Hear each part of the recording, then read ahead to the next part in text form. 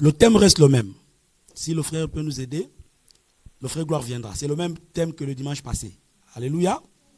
Les dons, c'est sur les dons que nous parlons. Donc notre thème c'est les dons. Je n'ai pas voulu mentionner les dons spirituels parce que j'étais en train d'établir une sorte comment je peux dire ça? J'étais en train d'établir une sorte de différence qui existe entre les dons, bien que tout soit des dons, mais il y a quand même une petite différence. Donc, si je disais les dons spirituels, vous n'allez pas comprendre la manière dont je vais les distinguer. C'est ainsi que j'ai voulu mettre les dons tout court. Après, dans l'enseignement, vous avez compris ce qu'on avait eu à dire. Alors, permettez-moi de faire un petit récapitulatif pour ceux qui n'étaient pas venus le dimanche, pour qu'ils se mettent un peu au parfum de ce que nous avions parlé le dimanche. Alléluia. Alors, le dimanche, nous avons parlé, le dimanche passé, nous avions parlé sur les dons et nous avions dit que la manière dont Dieu répartit les dons, c'est pour nous aider en fait à comprendre comment nous recevons les dons, quelles sont leurs utilités. C'est ainsi que la Bible regroupe les dons dans trois, ou répartit les dons dans trois groupes. Les talents d'abord, les ministères, puis les manifestations. Ça veut dire que ce sont des dons, mais qu'on peut appeler manifestations. Je vous expliquerai pourquoi je les appelle manifestations. Puisque aujourd'hui, nous allons parler des manifestations. Alléluia. Ou des dons du Saint-Esprit. On en parlera amplement, plus amplement. Alors, nous avions dit que les talents nous viennent de Dieu. Dieu les donne à tout le monde. Que ce soit les païens, que ce soit les chrétiens. De toute façon, personne n'est né chrétien. À moins que tu sois né dans une famille chrétienne, mais il le faut aussi. Il faut que tu le deviennes. Alléluia. Même si ton papa est un pasteur. On a collé une famille chrétienne. Mais si toi-même, tu n'acceptes pas Jésus, tu ne l'es pas. Donc, personne n'est né chrétien. Alléluia. Et donc, que ce soit chrétien ou pas, tous nous recevons les dons, les talents, qui sont des dons que Dieu nous donne. Parce qu'un don, c'est quelque chose qu'on te donne sans que tu puisses les mériter au préalable. Amen, amen.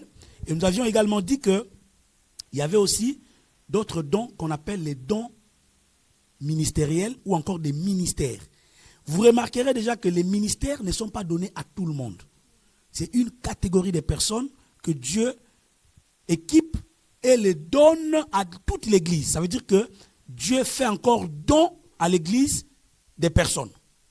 On comprend? Et ces personnes-là reçoivent d'abord des dons qu'on appelle des ministères. Dans d'autres versions, on appelle ces dons on appelle ça les dons de service. Ça veut dire qu'ils sont là pour servir les autres. Vous vous rappelez que le dimanche, je vous avais dit qu'un serviteur de Dieu est tout d'abord serviteur de l'Église. Alléluia. Parce que c'est un don qui consiste en fait à servir les autres. À servir Dieu dans l'Église, ça veut dire à servir les autres. Gloire à Dieu. Et donc, la troisième catégorie des dons, c'est ce qu'on appelle les manifestations. C'est ce que nous allons voir aujourd'hui. Les manifestations, les dons comme manifestations. Mais avant tout, je voudrais que nous lisions un passage. Nous pouvons nous mettre debout, c'est la première lecture. Nous allons lire un passage qui nous permettra de bien comprendre ce que je viens de dire ici. 1 Corinthiens chapitre 12, le verset 4 à 6. Je lis la parole de Dieu. Il y a diversité de dons, mais le même Seigneur. Non, mais le même Esprit. Retenez bien, il y a diversité de dons, mais le même Esprit. Deuxième chose qu'il faut retenir, c'est le verset 5. Il y a diversité de ministères, mais le même Seigneur. Alléluia. Et ensuite, il y a diversité d'opérations, mais le même Dieu qui opère tout en tous. Parole du Seigneur. On peut s'asseoir. Alors, vous comprenez déjà qu'on nous parle, premièrement, de diversité des dons. Quand on fait allusion à la diversité des dons ici, on attribue cela au Saint-Esprit. On dit c'est le même esprit qui donne ces dons. Alors ici déjà, il faut enlever dans la tête qu'il s'agit de tout don. Non. Il s'agit ici de manifestations. En d'autres termes, on pourra dire il y a diversité de manifestations, mais il y a un seul esprit qui donne ces choses-là. Parce qu'on avait dit qu'en ce qui concerne l'attribution des dons, Dieu a réparti les choses telles que, en tant que Père, il donne à tout le monde. En tant que Fils, il donne aux ministres qu'on appelle des serviteurs. En tant qu'Esprit, il donne à toute l'assemblée et à tout le monde ce qu'on appelle les manifestations. Alléluia. Alors, vous allez remarquer que si vous allez dans l'étymologie des mots, le mot traduit par don, c'est le mot grec charisma. Voilà pourquoi souvent on les appelle aussi les dons charismatiques. Le mot charismatique vient du grec charisma. Et donc, tous les dons qui sont des manifestations, qui nous sont donnés par le Saint-Esprit, que nous avons lu dans le verset 4, où on nous dit, il y a manifestation, il y a diversité de dons, mais le même esprit, ça veut dire que tous ces dons-là, c'est ce qu'on appelle charisma, qui nous provient de qui? Du Saint-Esprit. Et la deuxième considération, c'est que on nous parle des ministères. Or, le mot qui a été traduit par ministère en français, c'est le mot grec diakoméa, qui veut simplement dire ministre, serviteur de Dieu, ou ceux qui ont reçu je ne peux pas appeler ça monopole, mais cette grâce-là, ou encore cette charge, j'aurais bien voulu le prononcer comme ça, cette charge de servir les autres. Alléluia. Et donc, ces ministères-là, ces dons-là, nous les recevons par le Seigneur Jésus-Christ. Voilà pourquoi on dit diversité de ministères, mais le même Seigneur. Vous n'avez pas suivi? J'ai dit qu'on lit ça pour que vous reteniez. Donc, soyez scotchés sur 1 Corinthiens 12. Vous verrez qu'on parle, premièrement, de diversité des dons, ça veut dire diversité de charisma, qui proviennent de qui? De l'Esprit. Alléluia. Donc, les dons des manifestations, les manifestations. Et on parle de diversité de diakoméa, ça veut dire diversité de ministères. Mais là, on ne dit pas, c'est le même esprit. Bien que le Seigneur et l'Esprit, c'est la même personne. Parce qu'on dit, car l'Esprit du Seigneur, car le Seigneur, c'est l'Esprit. Ça veut dire que c'est la même personne. Alléluia. Mais ici, il est question de comprendre la dispensation. La manière dont Dieu distribue les dons. Il ne le fait pas de manière, bon, il est Dieu, il donne les dons, les manifestations, et ainsi de suite. Non. En tant que Père, il donne les dons qui sont des talents. Tout le monde en possède. En tant que Fils, il donne les ministères à une catégorie de personnes. Maintenant, quand il est dans la dispensation de l'Esprit, là, il donne aussi des dons, mais qu'on appelle les manifestations. On en parlera un peu dans les lignes qui vont suivre. Et donc, lorsqu'on parle de diversité, on peut fixer ça de manière un peu... Lorsqu'on parle de diversité d'opération, et là, on nous dit que c'est le même Dieu. Alors la question qui va se poser, c'est que quand on parle de diversité d'opération, l'opération peut faire allusion à quoi?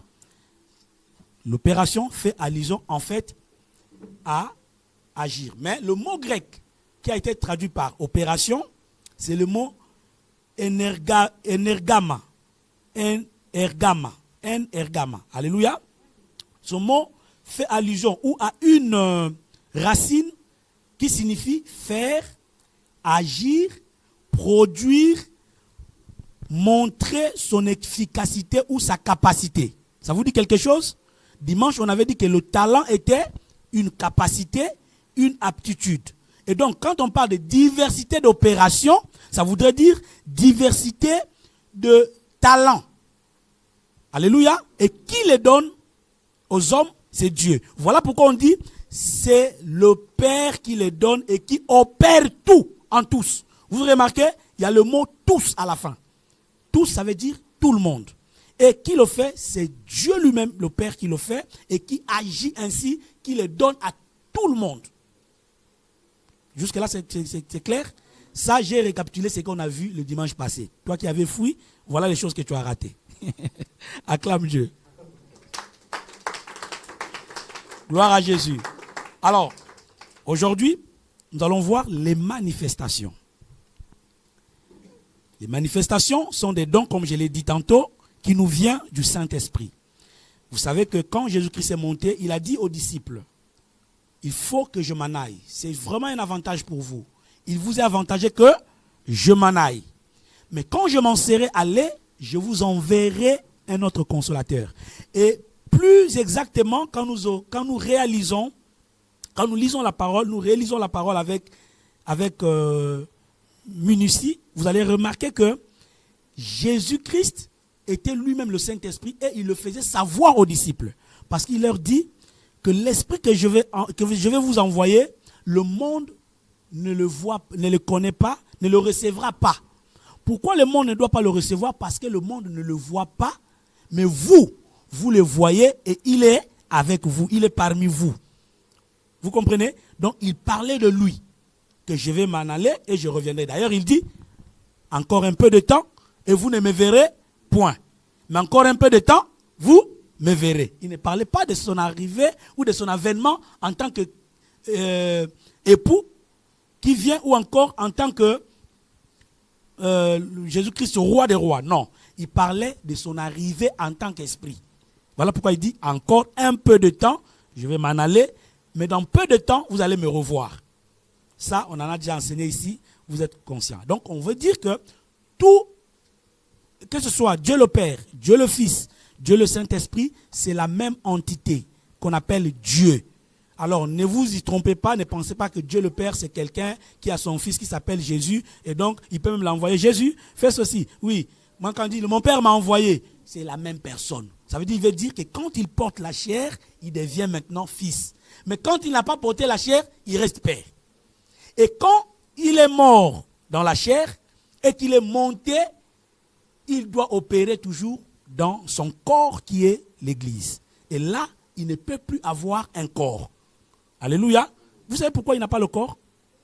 Eh bien parce qu'il a un corps qui est l'Église. Rassurez-vous que l'Église est le corps de Christ. Et donc dans ce moment-là, Christ devient l'esprit. Et il habite dans ce corps. C'est vraiment des choses simplement que même les intellectuels ont du mal à comprendre. On nous amène tellement de théories. Il y a trois dieux. Il y a Dieu le Père qui a son trône. Il y a Dieu le Fils qui a son trône. Il y a Dieu le Saint-Esprit. C'est le même Dieu et la même entité. Alors, quand le Saint-Esprit est venu, il faut que le Saint-Esprit apporte des manifestations. Alléluia. Alors, déjà, le passage qui montre que les dons des manifestations, donc les manifestations, nous les avons par le Saint-Esprit, ou encore, ça s'appelle les dons du Saint-Esprit. Le passage qui le dit comme ça, c'est Hébreux, je crois, 2, 4. Vous allez lire ça. On parle que Dieu manifestait ou Dieu confirmait son appel au travers de ceux qui nous ont précédés par des dons du Saint-Esprit. On fait ici allusion aux manifestations que ces dons-là apportaient aux hommes. Alléluia. Alors, parlant de manifestations, j'aimerais aborder ça en trois phases ou en trois points.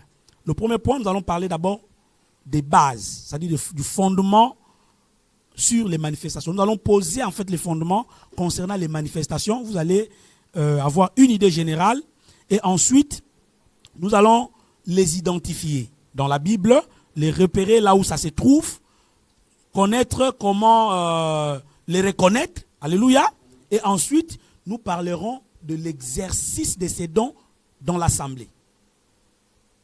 Je ne pense pas qu'aujourd'hui je parlerai de l'exercice. Les exercices, je parlerai de ça bien après.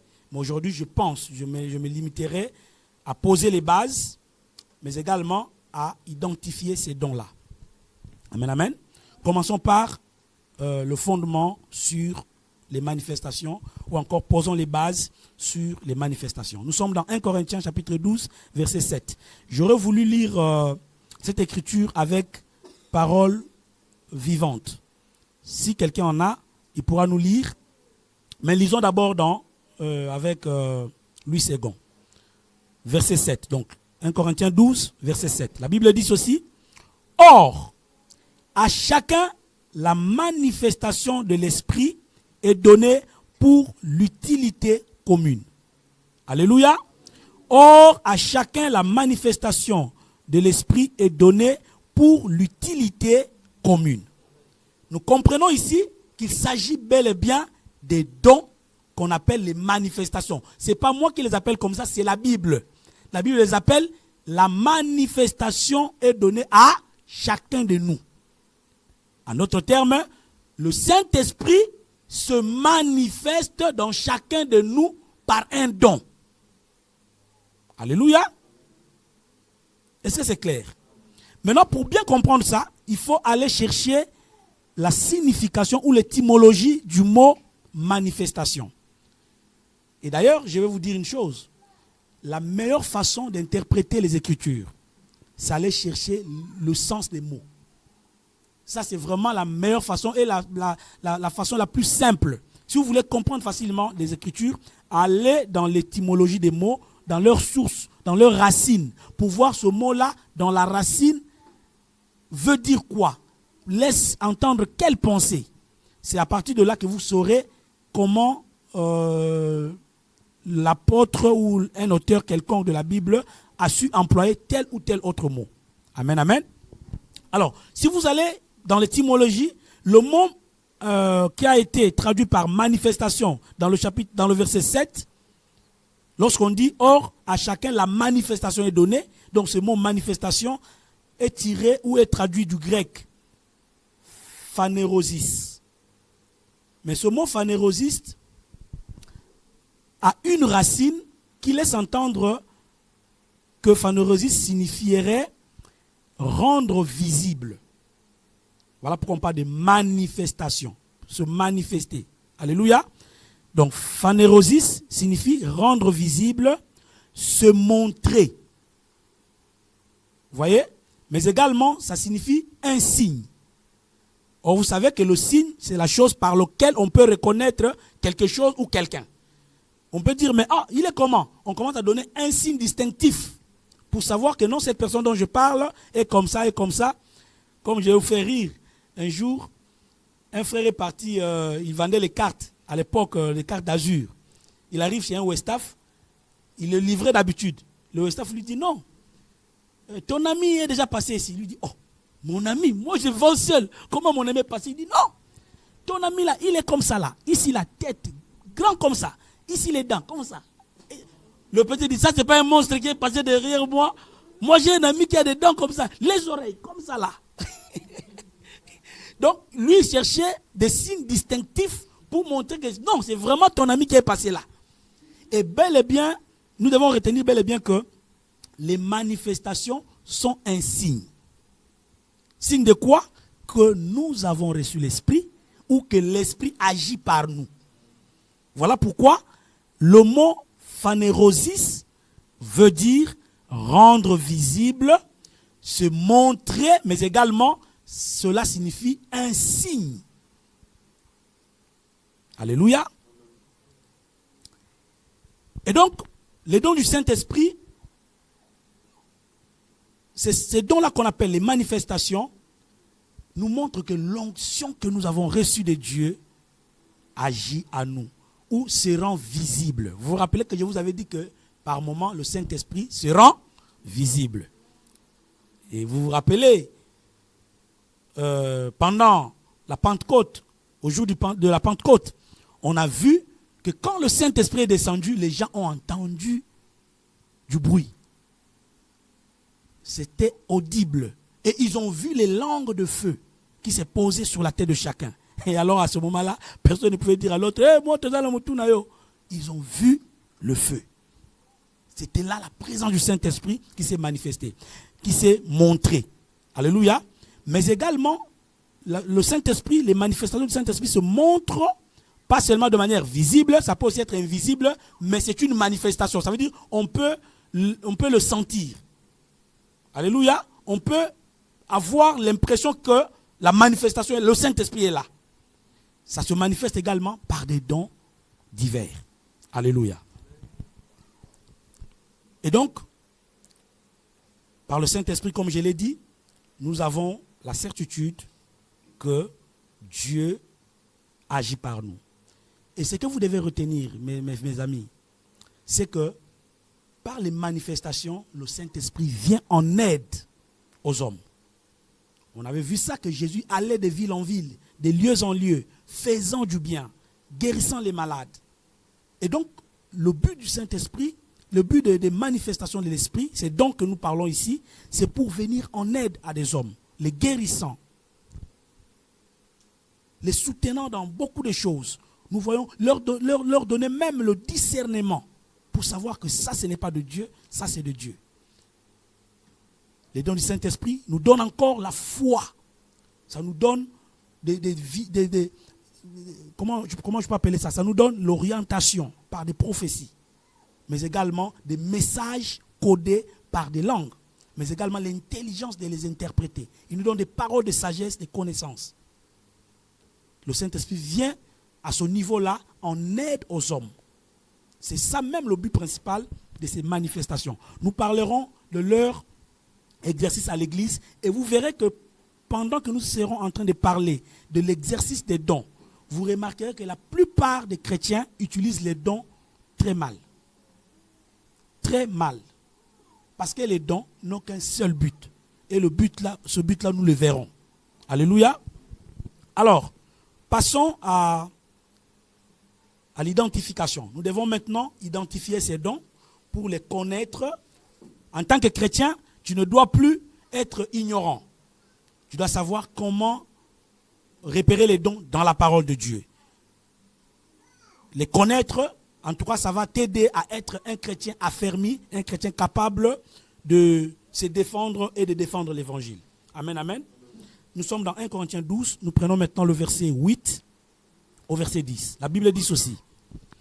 En effet, à l'un est donné par l'Esprit une parole de sagesse, à un autre une parole de connaissance, selon le même esprit, à un autre la foi par le même esprit, à un autre le don de guérir, le don de guérison par le même esprit, à un autre le don d'opérer des miracles, à un autre la prophétie, à un autre le discernement des esprits, à un autre la diversité des langues, à un autre l'interprétation des langues. Amen. Alléluia. Alors là, nous voyons déjà que l'apôtre Paul, par l'inspiration de Dieu, par l'inspiration du Saint-Esprit, nous établit une première liste qui contient un certain nombre de manifestations ou un certain nombre de dons que nous appelons ici les manifestations. Alléluia. Soyez souple quand je dis manifestation. Comprenez que je parle ici des dons que donne le Saint-Esprit. Alléluia. Et donc, l'apôtre Paul nous établit la première liste. Il montre que, comme on a dit au départ, il y a diversité des dons, il y a diversité des ministères et il y a également diversité de quoi? D'opérations. Maintenant, ici, ce qu'il est en train de numérer dans le verset 8, il ne s'agit pas de diversité des ministères, il ne s'agit pas non plus de diversité d'opérations. Ici, il fait, comment je peux appeler ça? Il énumère la diversité des dons.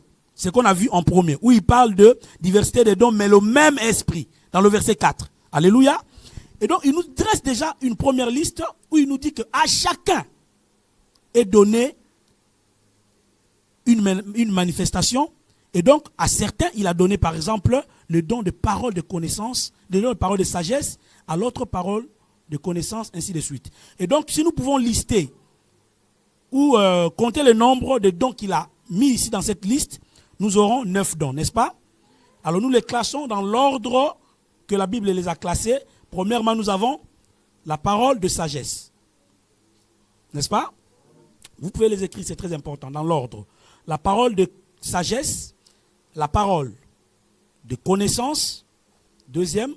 3, la foi. 4, la guérison, ça veut dire don de guérison ou don de guérir. 5, don de miracles ou don d'opérer des miracles. 6, don de prophétie. Ici, je voulais faire une petite pause pour signifier quelque chose. Je l'avais déjà dit le dimanche passé, je le répète. Si tu as fini d'écrire, tu arrêtes d'abord à la prophétie, je vais expliquer quelque chose. Donc je reprends. 1, parole de sagesse. 2, parole de connaissance. 3, la foi. 4, don de guérison. 5, don de miracles. Et 6, on a dit prophétie. Ici, il faut faire attention. On parle ici de la prophétie comme étant un don qu'on appelle ici quoi? Manifestation. Suivez la différence. Ici, il n'est pas question du don ministériel de la prophétie, mais il est question du don de la manifestation de l'esprit, qu'on appelle aussi un don prophétique. Ça veut dire quoi? En ce qui concerne la prophétie, il y a 2 dons. Don ministériel et don qui est la manifestation. C'est clair? Il ne faut pas qu'il y ait la confusion. Parce qu'aujourd'hui, je parlerai de la prophétie plus amplement.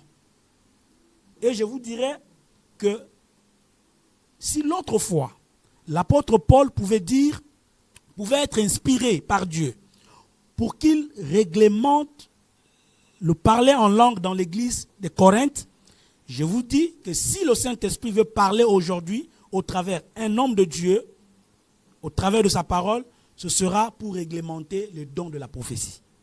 Parce que quand vous regardez la manière dont ces dons s'exercent dans l'église, cela laisse à désirer. Alléluia. Et donc nous en parlerons. Mais ici, je tenais vraiment à faire cette mise au point pour signifier qu'il ne s'agit pas ici du don ministériel qui consiste à être prophète, comme ministre, comme une étoile entre les mains de celui qui est au milieu des chandeliers. Mais il s'agit ici d'un don de la manifestation qui est un don de prophétie. Ça peut être donné à tout le monde. Or, le don ministériel de la prophétie n'est donné qu'aux 5 catégories de personnes que Dieu appelle comme des ministres. C'est que nous avons dit ici, les dons de service. Gloire à Dieu. Alors nous continuons.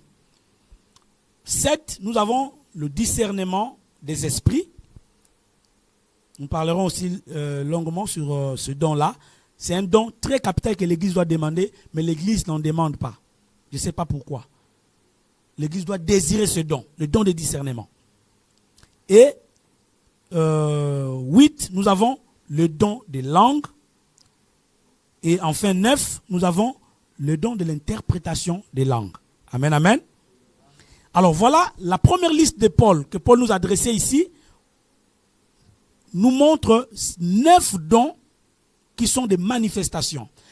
Je voudrais dire ici à l'église que déjà dans cette première liste, ces 9 dons doivent être exercés dans l'église. Ça ne veut pas dire que Dieu n'en donne pas. Non. Dieu en donne. Et en abondance. Et à tous. Selon qu'il est écrit, à chacun est donné. Mais le problème, c'est que les chrétiens soit ignorent que Dieu donne ses dons à tous et à chacun, soit les gens n'aspirent pas aux dons spirituels. Paul dit quelque part, nous le lirons certainement aussi, que aspirer aux dons spirituels, il faisait allusion aux manifestations. Alléluia. Parce que vous devez savoir, si il y a une petite, je peux appeler ça discrimination, d'ailleurs qui est positive, dans les ministères, mais quant aux dons de manifestation, il n'y a aucune discrimination. Dieu en donne à tous. Tous ne sont pas ceux qui opèrent les miracles, ceux qui parlent en langue, mais tous ont un don. Alléluia. Et donc, nous devons savoir, l'Église doit savoir que nous avons l'obligation de vivre ces dons. Parce que Dieu nous les a donnés. S'il n'avait pas donné, tant mieux. Mais Dieu les a mis à la disposition de l'Église. Certains ont des dons ici que nous avons cités, les 9 dons. ont au moins un don. Mais soit on ignore qu'on en a. Mais lorsque nous allons décrire chacun des dons, tu vas te dire, ah, donc on a 3 dons, on a raté. Tu vas voir que tu as des dons. Alléluia. Et il y a aussi une autre part de responsabilité qui revient quand même aux enseignants de la parole. Les gens, les pasteurs que nous sommes, nous ne parlons pas suffisamment de ces choses à l'église. Non pas dans le sens, vous verrez que même quand on parle des dons, c'est souvent pour s'en glorifier. Or, le don n'a jamais été un sujet de glorification. Personne ne peut se glorifier d'un don. Attends, comment tu peux te glorifier de quelque chose qu'on t'a donné? Je vais vous relater une petite histoire. Imaginez-vous que vous n'avez pas de chaussures, par exemple, et que vous voyez le matin, et tout le monde sait dans la parcelle que ce monsieur n'a pas de chaussures. Même quand il va au travail, il porte seulement ses mouchoux à bataille, il va pour lui au travail, pas de complexe, il est pour lui calme. Mais après 2 jours, quelqu'un vient dans votre parcelle, aux yeux et aux yeux de tout le monde, il dit, bon, ah mon cher ami, Dieu m'a mis à cœur, je te donne ces 3 paires de chaussures. Tout le monde a vu comment on t'a donné. Et tu as pris ces paires de chaussures, tu t'es bien habillé là, et quand tu sors, tu dis, ah, moi je ne comprends pas les gens, hein. Comment ils vont au travail avec les babouches? Je ne comprends pas. Mais je pense que toute la parcelle non plus ne va pas te comprendre. Ils vont dire, mais comment? Lui, il était comme ça. Et d'ailleurs, on a vu qu'on lui a donné. Voilà pourquoi Paul dit que celui qui a reçu, qui en a, ne doit pas faire comme s'il n'en avait pas. Non. Puisqu'il en a. Pourquoi tu vas faire comme si tu n'en avais pas? Et donc, les dons n'est jamais un sujet pour se glorifier. On en parlera amplement quand on va parler de l'exercice des dons à l'église. Mais ici, je voudrais montrer que souvent, les enseignants, nous n'enseignons pas sur ce don-là. Nous ne montrons pas aux enfants de Dieu leur utilité. Et pour leur montrer que vous pouvez en avoir d'ailleurs. Vous avez les dons, mais vous ne savez pas. Et vous savez ce que le Saint-Esprit donne quand quelqu'un s'est converti. Tu peux te convertir aujourd'hui, le matin, le soir, tu as déjà 3 dons. Alléluia. Ce sont les fruits qui viennent lentement, parce que ça demande beaucoup de maturité. Alléluia. De même manière que vous voyez, quand vous jetez vos grains de tomates, quelque part, ce n'est pas le même jour que ça sort. Et même quand ça va sortir, ça va germer, ce n'est pas le même jour que ça vous donne des tomates. Vous voyez ce processus-là, c'est comme ça que les fruits de l'esprit viennent lentement, avec la maturité, petit à petit. Mais les dons, c'est lélo. Tu viens, comme j'entends, miracle, lélo. Non, les dons, tu peux te convertir le matin. C'est le Saint-Esprit qui les donne, frère. Il dit, bon, lui, il donne 3 dons. Mais si souvent, nous n'avons pas les dons aussitôt, c'est parce qu'on est encore de nouveaux convertis, pour certains, l'immaturité. Alors pour te conserver, Dieu te garde encore. Non, sinon on appelle si comme l'olendo. Mais si Dieu voit ta disposition du cœur, ton humilité, ton cœur qui est donné au service, tu le possèdes, ces dons-là, tu les possèdes pour servir les autres. Automatiquement, tu en auras. Et vous savez pourquoi nous n'avons pas les dons? Ou encore, pourquoi ces dons-là ne se manifestent pas souvent? C'est simplement parce que Dieu voit l'état de notre cœur. Alléluia. Et donc, nous devons connaître ces dons-là. Nous en avons. Ces 9 dons que nous avons vus. Parole de sagesse, parole de connaissance, la foi, guérison, miracle, prophétie, discernement, langue, interprétation des langues. Alléluia. Je sais que toi, tu peux en avoir 3 ou 2 là-dedans. Mais tu ne sais pas. Tu te poses même la question, don des miracles. Ngana c'est le miracle. Mais oui, c'est pas les. Vous voyez, même les pasteurs montrent que c'est eux qui font les miracles. C'est déjà faux. Déjà, la démarche n'est pas bien. Le début est déjà biaisé. Parce que le pasteur montre aux fidèles que le miracle c'est lui. Voilà pourquoi ils disent, venez. Non, le miracle est opéré par tous ceux qui ont. Ce sont les dons des manifestations. Ça veut dire, même le ministre peut en avoir, peut en posséder, peut en recevoir. Même un fidèle simple, un homme ordinaire qui est dans l'assemblée, peut aussi avoir la même grâce, ça veut dire recevoir le même don. Et une église qui a compris les choses de cette façon-là, Dieu opère puissamment. Voilà pourquoi vous voyez, moi souvent ici, quand on a un cas, j'aime dire ça à l'église. Vous savez pourquoi? Beaucoup de gens disent, pasteur. Les gens aiment quoi? Ils viennent dire au pasteur, le pasteur lui-même il s'en charge. Sois calme, je vais régler ça. Moi je vais mouiller le maillot. Là, il prie en langue. Il vient là, mais comment? Oh, papa, il est au côté. Il attend, c'est pas. Papa, il Simbi. Ah, vous avez vu? Je vous dis, attachez-vous à moi. Quand on parlera de l'exercice des dons, frères, je vous dirai les choses. Parce que même moi, j'ai été enseigné par ces choses-là. J'ai compris. Je comprends pourquoi Dieu ne nous utilise pas puissamment. C'est le cœur. Tout commence par là. Si on arrange notre cœur, frère, on va faire les choses, parfois on va dire non. Les gens vont dire, c'est des francs-maçons. Vous voyez pas, c'est des francs-maçons, regardez-les bien. Non, ce ne sont pas les francs-maçons. Dieu opère. C'est seulement, nous devons disposer notre cœur à être réellement ce dont Dieu veut utiliser pour la croissance de son Église. Alors, on a parlé de la première liste, mais il existe encore une deuxième liste dans Romains, que toujours Paul vient de dire ici. Par là aussi, je voudrais, avant de lire Romains 12, 6 à 8, avant de le lire, j'aimerais déjà dire ceci. Vous savez que la plupart des chrétiens pensent qu'il n'y a que 9 dons. Non, il n'y en a pas que 9. Il y en a beaucoup. On pourra dire, il y en a plusieurs, mais attention, je vous ai toujours dit, ce que la Bible ne dit pas, n'inventons rien. Il y en a plusieurs, mais ce que la Bible met à notre disposition, nous nous limitons d'abord à ça. Si Dieu fait maintenant au-delà, ce n'est pas grave, mais du moins, retenons ce que la Bible a dit. Ça, c'est très important. C'est aussi la meilleure façon de ne pas aller au-delà des frontières. Alléluia. Romains 12, le verset 6 à 8. Lisons la parole de Dieu. La Bible dit ceci. Puisque nous avons des dons différents, selon la grâce qui nous a été accordée, que celui qui a le don de la prophétie l'exerce selon l'analogie de la foi. Vous avez vu? On parle de quoi? De don de la prophétie. Que celui qui reçoit un tel don l'exerce selon l'analogie de la foi. Que celui qui est appelé au ministère s'attache à son ministère. Ici, quand on parle, celui qui est attaché au ministère, on fait allusion aux dons que nous avons appelés les dons ministériels ou les 5 ministères. Alléluia. Donc ici, on parle de ça. Que celui qui est appelé à exercer un ministère, qu'il l'exerce de manière, avec quoi on a dit? Qu'il s'attache à son ministère. Vous comprenez l'expression? Qu'il fasse quoi? Qu'il s'attache. Parce que il y a d'autres, il est appelé au ministère, mais lui, il s'attache aux manifestations. Abandonnant même son ministère.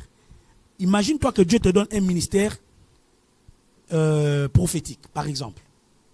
Dieu te donne un ministère pastoral, apostolique, doctoral. C'est que Dieu a une mission qu'il t'a donnée lorsqu'il t'a donné ce ministère-là. Mais vous allez voir que dans nos églises, les gens s'attachent qu'aux dons qui sont les manifestations. Il est prophète, il ne parle que des miracles. Il ne parle que de dons de la prophétie. Il ne parle que de quoi? De guérison des malades. Oui, ça peut se faire. Mais nous ne pouvons pas nous attacher qu'à ça. Voilà pourquoi on dit, attache-toi d'abord à ton ministère. Laisse l'Esprit agir en toi. Comme nous avons dit ici que l'Esprit Saint agit en nous par ses dons de manifestation.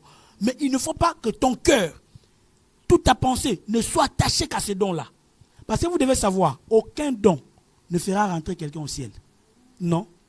D'ailleurs, l'enfer sera rempli par ceux qui ont des grands dons. Il est en enfer, mais il parle en langue. Il pleure en langue. Oh, j'ai les dons. Aucun don ne pourra ouvrir le chemin du ciel à quelqu'un. Et donc, si vous vous appuyez aux dons, si vous vous attachez aux dons, c'est pour votre perte que vous le faites. Aimez les dons, aspirez aux dons, mais attachez-vous à ce que Dieu vous a appelé. Dieu vous a appelé à faire quoi? Alléluia. En d'autres termes, attachons-nous à la source ou connectons-nous à la source plutôt qu'à ce qui sort de la source. Connectons-nous à celui qui donne plutôt qu'à ce qu'il nous a donné, ce que nous pouvons posséder. Alléluia.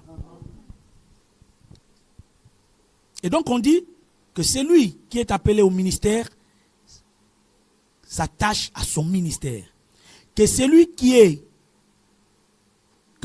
enseigne s'attache à son enseignement. Là aussi, j'avais déjà parlé de ça. Il y a de ceux qui ont reçu le don de l'enseignement, mais qui ne sont pas des ministères, qui ne sont pas des ministres. Mais qu'est-ce que la plupart des gens font? Dès qu'ils remarquent qu'il enseigne bien, qu'il peut expliquer la parole de Dieu, les gens comprennent avec exactitude. Il dit, oh mais non, mais je suis ministre. Il va ouvrir une église. Yeshua Zaliawa, Yeshua. Les gens aussi commencent à venir. Et il enseigne, oh, Zana Liloba, Yosayan Nzambe. Non. Il faut au préalable savoir, tu as quel don? Tu as été appelé à quoi? Si c'est à l'enseignement, tu peux rester un enseignant, mais pas un ministre. Donc Dieu t'utilise dans ce don-là d'enseigner. Parce qu'un ministère implique beaucoup d'autres choses. C'est ainsi que ceux qui sont appelés à l'enseignement doivent rester. Paul disait à Timothée que lorsque tu établis les anciens, que ces anciens soient capables d'enseigner. Mais ces anciens ne sont pas des ministres. Alléluia. Et donc, il faut faire très attention. Tu es appelé à enseigner, enseigne. Ce n'est pas un problème. Tu peux avoir la connaissance de la parole de Dieu. Enseigne, ça ne fait rien. Dieu t'a placé là et il attend des résultats dans ton enseignement là. Alléluia. Et on dit, et celui qui exhorte à l'exhortation. Vous voyez que on distingue de manière vraiment parallèle. On met ça en parallèle. L'enseignement, c'est autre chose. L'exhortation, c'est autre chose. Il y a des gens qui peuvent exhorter les autres. Il peut même passer pour faire l'exhortation. Mais il n'est pas un enseignant de la parole de Dieu. Il n'est pas un ministre. C'est quelqu'un que Dieu a donné la grâce, le don d'exhorter les autres. Vous savez, celui qu'on appelait fils d'exhortation, comment on l'appelle? Barnabas. Ça, c'est un surnom. Donc, on l'appelait fils d'exhortation. Lui, il avait ces dons-là. Et quand vous lisez la Bible, vous allez voir que la Bible nous a même montré des gens qui avaient ces dons. Le bien-aimé qu'on appelle Barnabas, qui a beaucoup travaillé avec Paul, ne te prenait pas comme peut-être un apôtre. Je ne pense même pas qu'il s'appelait apôtre. Je ne sais pas s'il y a une écriture qui le dit. Mais en ce que je sache, on lui a surnommé Barnabas, fils de l'exhortation. Alléluia. Non, il faut qu'il y ait des Barnabas ici. Où on sait, oh non, lui, c'est un fils de l'exhortation. On veut, ah non, on cherche quelqu'un à nous exhorter là. Frère, mardi, c'est toi qui nous exhortes. Il passe la bien-aimée. La foi est une ferme assurance. Ne désespère pas. Il exhorte et il réconforte les autres. Mais dans les églises, il n'y en a pas. Tout celui qui a reçu le don d'exhorter, il est ministre. Et d'ailleurs même, quand il ouvre son ministère là, il dit, je suis prophète. Quel détournement de situation. De Barnabas à prophète. Tu es à côté. Tu es à côté. Est-ce qu'on s'est déjà posé la question pourquoi Jésus dirait aux gens que je ne vous ai jamais connus? Regardez bien. Ces gens-là ont opéré des miracles, ont guéri les malades, ont ressuscité des morts. Mais à la fin, Jésus dit, je ne t'ai jamais connu. Ça veut dire que Jésus t'avait mis comme fils de l'exhortation. Mais toi, tu t'es fait prophète. Et tu as opéré les miracles en tant que prophète. Tu n'es pas dans son champ. Tu es dans ton propre champ à toi. Et tu le fais pour les gains que toi-même tu connais. Pour des fins qui te sont propres. Alléluia.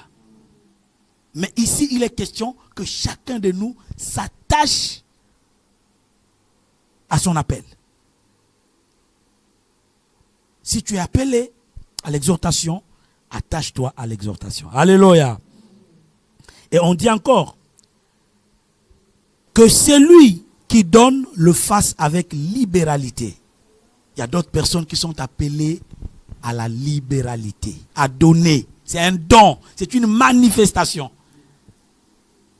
Oh, on avait dit comme oh, mais c'est son don. Alléluia.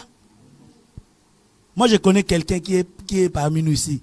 Il a le don de libéralité. Quand on parle de don de liberté, il dit, mais je prie, oh Dieu, donne-lui le don de la libéralité.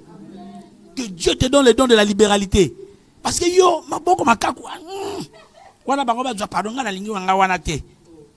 mais c'est un don que le Saint-Esprit donne. Il donne à qui il veut. Même si tu as un bon côté, il y a libéralité. Il y a kaba. Vous avez déjà vu quelqu'un qui partage tellement moi j'ai déjà vu ça. Il a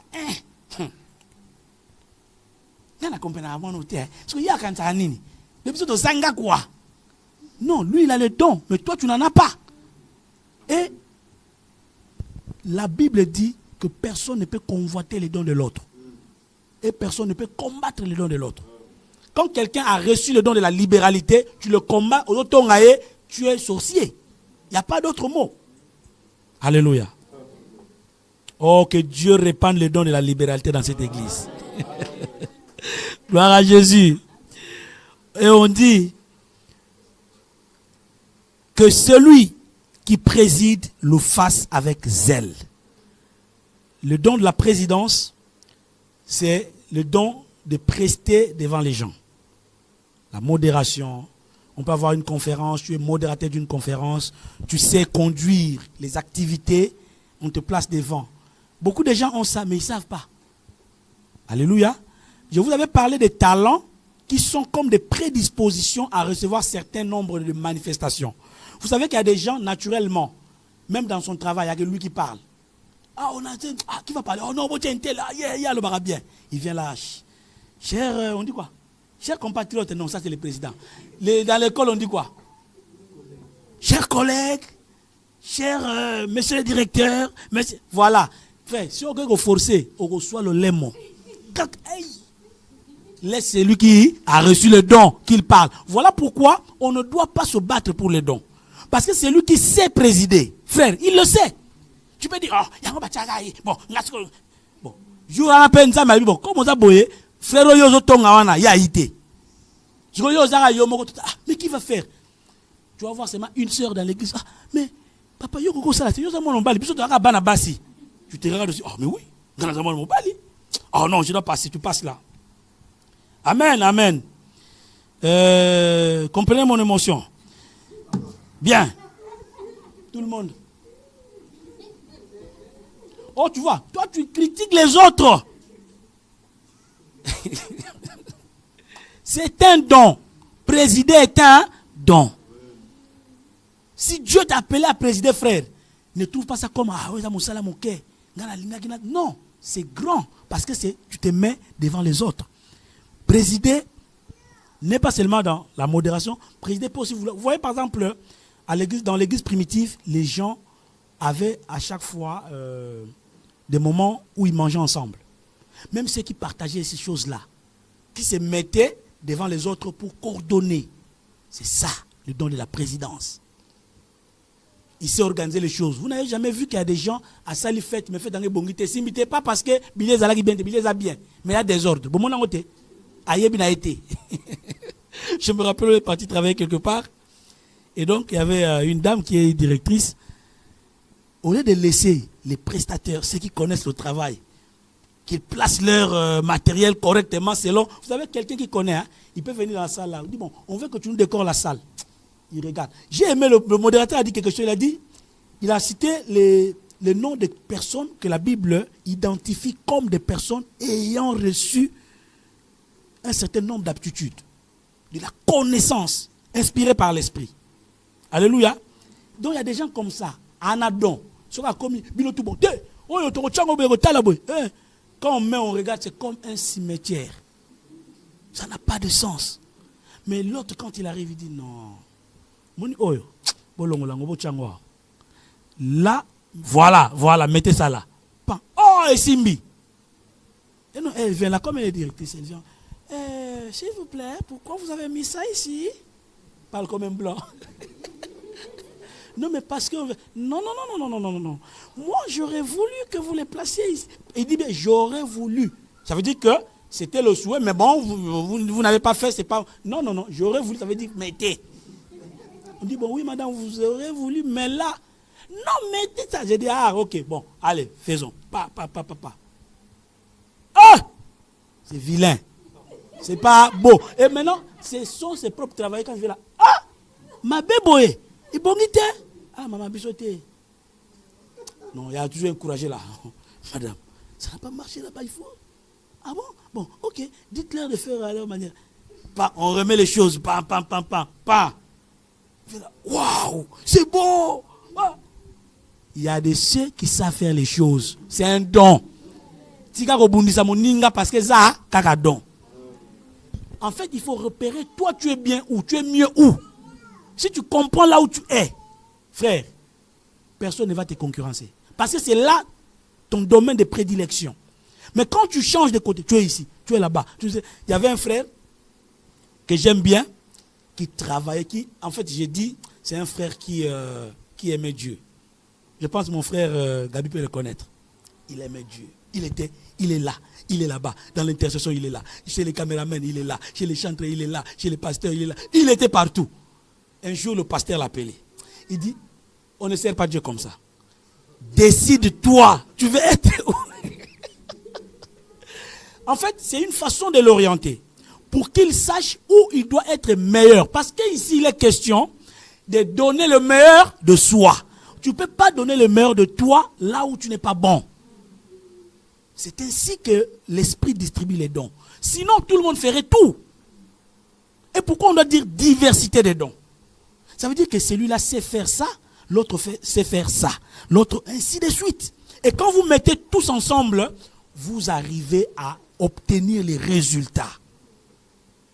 Alléluia. Et donc, qu'est-ce que nous remarquons? Dans cette nouvelle liste, nous retrouvons encore 5 autres dons qui s'ajoutent. Vous les avez repérés? Alors, faisons ce travail ensemble. Qu'est-ce qui s'ajoute? L'enseignement, l'exhortation, la libéralité, la présidence, la miséricorde. On acclame pour vous-même. Gloire à Jésus. Alors, si nous pouvons rassembler le tout, ça nous fera 14 dons que la Bible a pu lister. Mais, en tout cas, il faut qu'on dise, quand on parle de diversité, ça peut aussi être beaucoup. Mais attention, vous voyez dans les ministères, on a dit qu'il y a diversité de quoi? De ministères. Mais lorsque vous allez dans d'autres écritures, telles que dans Éphésiens, on montre qu'il n'y a que 5 ministères.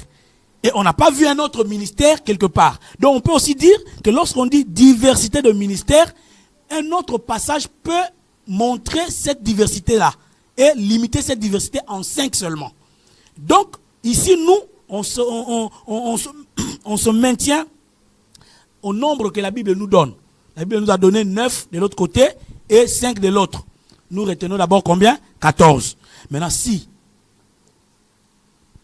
par inspiration, Dieu vous montre un 15e don, ce n'est pas mauvais, mais en tout cas, que ton inspiration soit en adéquation avec la parole. Parce que la révélation est contrôlée par la parole, par l'écriture. Tu es révélé, nous devons aller dans les Écritures pour voir si on peut jauger ta révélation. Voilà pourquoi la Bible dit, ne méprisez pas les prophéties, mais éprouvez plutôt les esprits. Ça veut dire qu'il faut éprouver. Oh, comment on éprouve un esprit? C'est dans la parole de Dieu. Donc il faut confronter cette prophétie avec les Écritures. S'il y a l'adéquation, c'est bon. S'il n'y a pas l'adéquation, ce n'est pas la prophétie. Même si on dit non, c'est une révélation. Je connais des frères comme ça. Quand il dit là, voilà. Tu dis, montre-moi dans la Bible. Et il montre. Après, il dit autre chose. Montre-moi dans la Bible. Il n'y en a pas. Ça, c'est une révélation. Ah, frère. Maintenant, ce que tu as montré là, ce n'est pas une révélation. Bon, moi, je préfère ce qui n'est pas révélation là. Parce que je dois voir ça. Alléluia. Et donc, nous avons dit qu'on ajoute 5 autres dons. Alors, pour finir, nous allons quand même examiner les 2 premiers dons, les 2 premières manifestations. Ça veut dire parole de sagesse et parole de connaissance. Et puis le reste, on verra prochainement. Premièrement, la parole de sagesse. C'est quoi la parole de sagesse? Là, maintenant, je demande vraiment à tout le monde d'être attentif. Si tu sens un peu de somnolence, bois un peu d'eau. Moi, déjà, je bois un peu Toi aussi, si tu as l'eau là-bas, tu bois. Alléluia. Il ne faut pas somnoler parce que nous parlons maintenant des dons que chacun peut avoir. Il faut que tu sois attentif pour repérer ton don. Ah, ça c'est moi. Alléluia. Alors, bois un peu d'eau s'il y en a.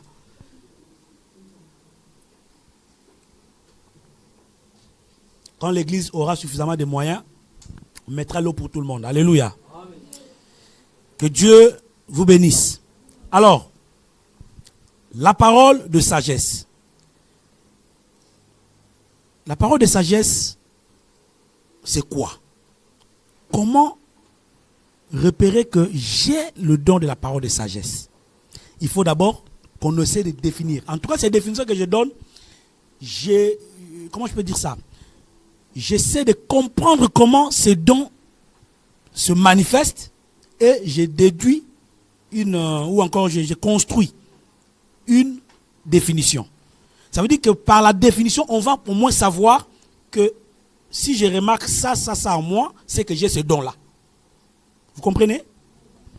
Alors vous pouvez écrire ceci. La parole de sagesse est un don qui permet à celui qui l'a reçu de prodiguer de précieux conseils aux frères en vue de la bienséance. Ici, je voudrais aussi faire une petite remarque. Celui qui est à la maison, qui ne prie pas, qui n'a jamais reçu le Seigneur, mais qui donne des précieux conseils à ses frères, ce n'est pas la parole de sagesse. Alléluia. Ouais, ça, ce n'est pas la parole de sagesse. Ça, c'est un talent. Alléluia. Maintenant, ce talent-là devient parole de sagesse quand on a reçu le Seigneur et que le Saint-Esprit te le donne en vue de conseiller les frères. Vous comprenez? De les diriger, de les orienter, à avoir une bonne habitude d'agir avec bienséance. Parce que la bienséance, ça concerne en fait non seulement vivre bien ici, ça tient compte des lieux, de la manière de parler, de s'habiller, de dire des choses. Ça veut dire tout ce que le chrétien doit avoir là, hein, les valeurs qu'il doit avoir, que ce soit dans l'église, en dehors de l'église, dans son lieu de travail. Tout cela, il y a des gens qui ont reçu un don qui permettent de dire aux autres, de les conseiller pour qu'ils agissent avec bienséance. Si tu remarques ça en toi, sache que tu as le don de la parole de sagesse. Alléluia. Ce don-là a pour but de régler le chrétien, peut-être pas parce que la parole de Dieu le fait déjà, mais ça c'est un don qui s'ajoute. Le pasteur, vous savez quand le pasteur prêche, il peut venir là, bien-aimé,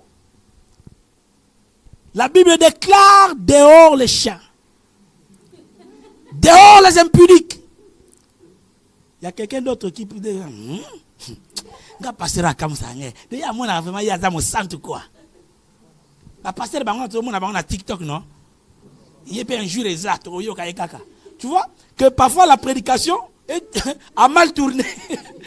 Ça donnait un effet bizarre. Alléluia. Ça peut se compléter par un don de parole de sagesse. Le pasteur l'a dit peut-être sous l'inspiration de Dieu de manière générale. Mais il y aura un autre frère que Dieu va mettre à cœur qui vient te voir. Il dit, bien aimé, tu sais, Dieu, le Seigneur t'aime beaucoup. Et je pense que tu es un instrument que Dieu peut utiliser pour gagner les frères. Parce que quand je te vois, je remarque que tu dégages une sagesse que tu peux comprendre. Et d'ailleurs, tu as des dons que tu ignores.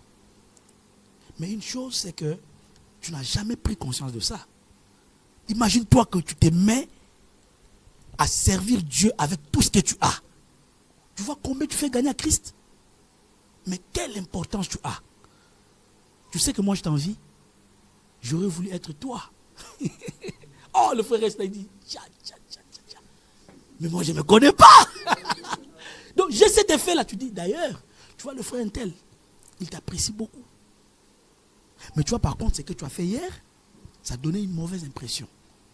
Et les gens peuvent mal penser de toi. Oh, moi je sais, moi je ne doute pas de toi. Je sais que tu as des qualités. Oh, le don de la parole de sagesse. Ça agit. Le frère va à la maison, il dit, Seigneur, pardonne-moi. Oh Dieu, je vais te servir. Le lendemain, il vient, il dit, pasteur, je veux être protocole. ou pasteur, je veux être intercesseur. C'est un don qui permet aux frères de régler leur vie, de devenir des personnes utiles, non seulement pour l'église, mais pour la société également, pour leur famille, pour leurs conjoints, leurs conjointes, leurs enfants. C'est un don très puissant. Mais vous et moi, soyons clairs, est-ce qu'on en parle même dans les églises? On les cite en passant. Donc la parole de connaissance, parole de sagesse. Quoi? Qui allait. Prophétie. Can I prophesy? Je vois un oiseau rouge sur la tête noire, enveloppé de... Oui, tu as vu un oiseau. Après, ça fait quoi? Ça convertit qui? Même celui sur qui l'oiseau s'est posé, il est toujours dans le péché. Mais l'oiseau rouge s'est posé sur sa tête. Et toi, tu l'as vu.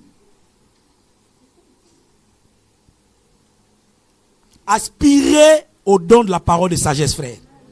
Au moins là, vous sauverez beaucoup d'âmes. Et vous savez, celui qui sauve une âme organise une fête dans le ciel. Toi, tu organises les fêtes d'anniversaire. Tu aimes ça. J'ai fait mes 12 ans. Tu organises. J'ai fait. Maintenant, quand tu commences à atteindre 38 ans, pas de mari, tu n'organises plus. Ou tu organises, tu caches l'âge. Mais dis, j'organise mes 48 ans dans la maison de mes parents. Mais fais ça. Comme tu aimes les fêtes. Quand tu avais 15 ans, 17 ans là, tu mets 17 bougies. Mets 48 bougies. Pendant que tu es en train de faire, les gens sont partis, ils sont fatigués. 48. Il dit, ah non, c'est une vieille. Un vieux cocobar, allez, ils sont partis. Voyez-vous, organise les fêtes dans le ciel. La seule façon d'organiser les fêtes dans le ciel, c'est conduire les âmes vers le ciel. Là, il y a une fête là-haut. Mais ce don est précieux pour le faire. Mais combien de chrétiens, ils pensent d'ailleurs, on néglige ça. D'ailleurs, même on pense que c'est lui qui a ça. Oh, ça c'est des petits dons. Hein? Comme les gens disent, oh, il y a des big prophètes et des petits prophètes. J'aime pas cette appellation-là. Tu vois, même dans la Bible, on dit les Isaïe, les Jérémie, c'est des grands prophètes, les petits prophètes. Moi, je sais que c'est de manière un peu pédagogique. Hein. On le dit en fait pour faire comprendre que... Mais c'est pas beau. Dieu ne voit pas les choses comme ça. Les grands, les petits. C'est vrai que ça peut être comme ça pour la compréhension des hommes. Mais Dieu, ce qui est grand, c'est ce qui rend les fruits. C'est ce qui amène, ce qui atteint l'objectif. Pour Dieu, c'est grand. Ça veut dire, si toi, tu montes, tu voles, wow, dans l'espace, tu atterris à Mikalou. Moi, je vais à pied, j'ai atterri à Mikalou. Nous deux, on a fait la même chose. Pour Dieu. Pour l'homme, il va être impressionné. Il y a quelqu'un à l'icolo. Ça, c'est l'homme. L'homme te voit, pour moi, comme a commis. Oui. Mais Dieu voit qui est arrivé. Voilà pourquoi pour Dieu, commencer avant ou après ne compte pas. C'est finir. C'est lui qui a fini, qui est arrivé au bout de la course, c'est lui, le vainqueur. Voilà pourquoi il dit, à celui qui vaincra, je donnerai. On n'a pas dit à celui qui appliquera une méthode spirituelle. Une méthode, comment on dit, occulte. Pourvu qu'il arrive. Non. Dieu n'est pas dans ça. C'est nous les hommes qui sommes allergiques aux choses. On voit ça, on s'étonne. J'ouvre une parenthèse. Il y avait un magicien. Frère, il étonnait les gens. Donc quand il fait les choses, la Samarie dit, oh, ça c'est la puissance qui descend en haut. Mais un diacre qu'on appelait Philippe est passé là, en train de prêcher l'évangile simple. Jésus-Christ était mort, vous l'avez tué, vous les Juifs. Mais il est ressuscité par la puissance du Saint-Esprit. Il est là-haut, c'est celui-là que je vous prêche. Quand il est arrivé, frère, le magicien a fui parce qu'il a vu des choses. Nous, on aime ce qui impressionne. Mais non, Dieu est dans les choses simples. J'ai pris pour vous que vous aspiriez au don de la parole de sagesse. C'est un don merveilleux. Le dernier don, ça veut dire dans la série que nous sommes en train d'énumérer, deuxième point, le don de la parole de connaissance. Ça aussi, c'est vraiment un merveilleux don. Parole de connaissance. Est-ce que vous vous êtes posé la question pourquoi on a mis ça à la tête de la liste? Vous avez compris ça? Et tu n'as pas côté na biloko prochainement. Ça, c'est des choses que j'ai préparées pour ceux qui vont fuir là, qui n'écoutent pas. Hein, tu vois, non? Ça là, j'ai préparé ça parce qu'il y a des gens qui vont fuir. Au lieu de venir, dire, mais dimanche, tu vas bien. Alléluia. Donc je laisse seulement. Ah non, je laisse.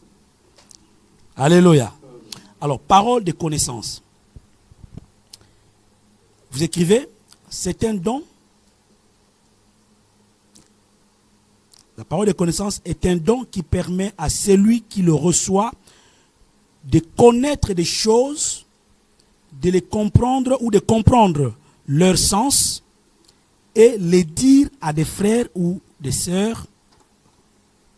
Et dire à des frères ou des sœurs. C'est bon, vous avez écrit? Je reprends pour vous. C'est un don qui permet à celui qui le reçoit de connaître des choses, comprendre leur sens et les dire à des frères et des sœurs. Je reprends. C'est un don qui permet à celui qui le reçoit de connaître des choses, comprendre leur sens et les dire à des frères et des sœurs.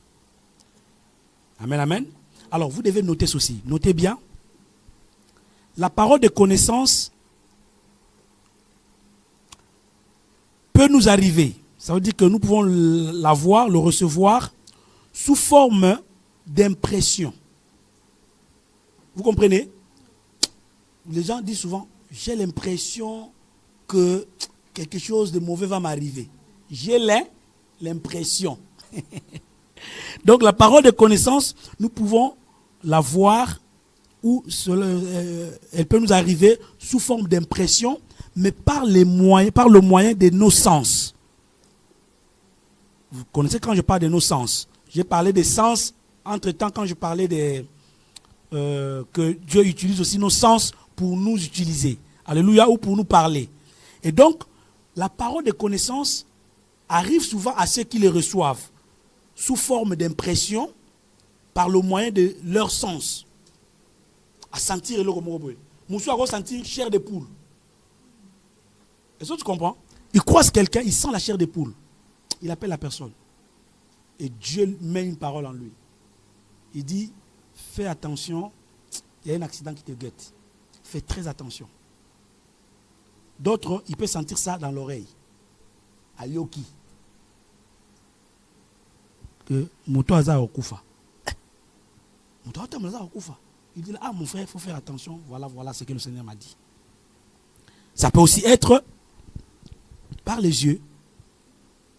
Tu vois quelque chose. Beaucoup de gens pensent que c'est toujours la prophétie. Non. Souvent, la parole de connaissance se confond avec la prophétie. Il faut seulement savoir que est-ce que Dieu utilise tes sens pour te donner cette parole. Tu vas voir que quand tu vois, une parole peut monter dans le cœur, mais pas que tu as entendu, une parole que tu n'as pas entendue, mais qui monte en toi. Tu le dis à quelqu'un, tu as vu une image, tu sens ce qui monte en toi, tu interprètes cette image-là. Ce que j'ai vu là, je vois que, voilà, ça s'utilise aussi comme ça. Dans beaucoup de choses, tu peux sentir l'odeur. Vous n'avez jamais des gens qui disent, non, qui c'est la liwa. On a eu qui c'est la CHU. J'ai senti l'odeur de CHU. Dieu peut utiliser ces sens-là pour te dire les impressions. Mais notez aussi ceci. La parole de connaissance, c'est aussi le fait de discerner ou de connaître directement par intuition. La parole de connaissance, c'est le fait de discerner ou de connaître directement par intuition. Donc de connaître des choses par intuition. Vous voyez, les gens qui parlent, intuition est bêtinga malamoko, n'habitena baluka. Et tant que baluka boye, koulou nazo na machette, yobomoni, pas au kimi. Et la parole de connaissance, il faut savoir, n'est pas seulement pour édifier les autres, comme on a dit, mais toi-même aussi, la parole de connaissance peut te servir. C'est vrai que le but principal, c'est d'abord pour les autres. On verra ça dans les exercices des dons. On verra que le don a d'abord pour mission les autres et toi après. Voilà pourquoi même la langue est recadrée quelque part. Parce que la langue tend vers l'édification de soi-même. Voilà pourquoi on dit non. Celui qui parle en langue doit édifier aussi les autres.